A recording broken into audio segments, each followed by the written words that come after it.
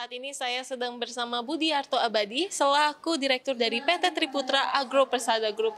Halo Pak, mungkin tadi boleh disampaikan sedikit Pak, diskusi menarik dari berbincang hukum bersama Kejaksaan Agung dalam kepastian berusaha.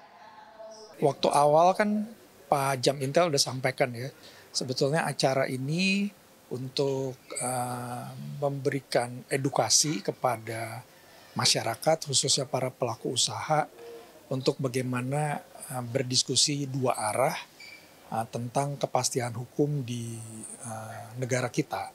Tadi kalau kita lihat yang terakhir itu kan dari Dirjen Gakum ada bicara soal mengenai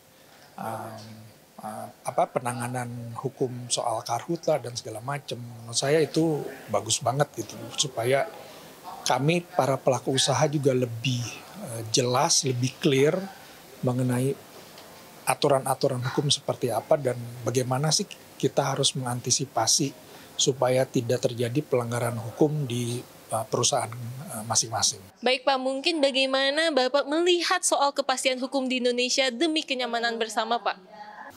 So far sih kalau menurut saya sudah berjalan dengan baik, tapi bukan berarti semuanya tidak harus ada yang diperbaiki gitu.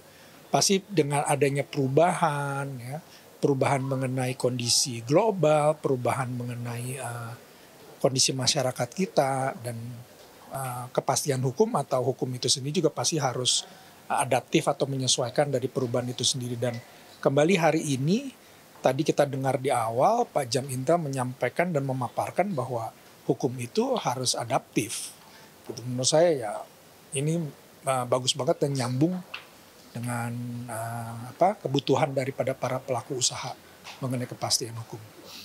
Kalau mengenai kepastian hukum, kalau menurut saya pribadi, sometimes kan ada tafsir hukum yang berbeda antara pemangku kepentingan atau yang membuat regulasi dengan pelaku usaha.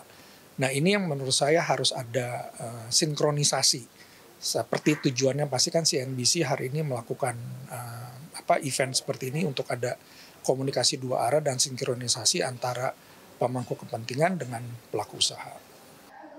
Baik, mungkin apa saja Pak yang Bapak rasakan dalam tantangan kepastian berusaha di tanah air ini Pak?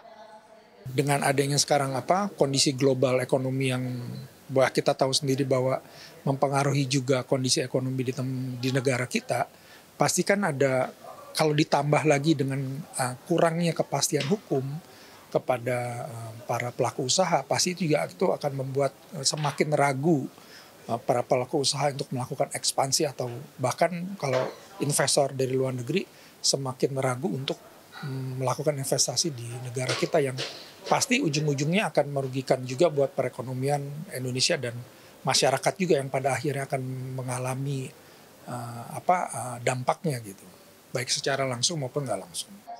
Baik, bagaimana sih Pak pendapat Bapak soal forum ini yang dapat menjembatani antara pengusaha dengan penegak hukum ini Pak?